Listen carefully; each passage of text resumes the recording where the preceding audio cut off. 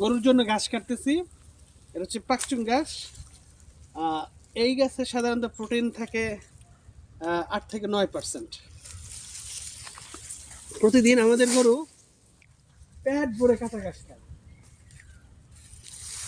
ইকুরিয়া এগুলোর গরু সবসময় কাঁচা ঘাস খেয়েই সাধারণত লালন পালন করা হয়।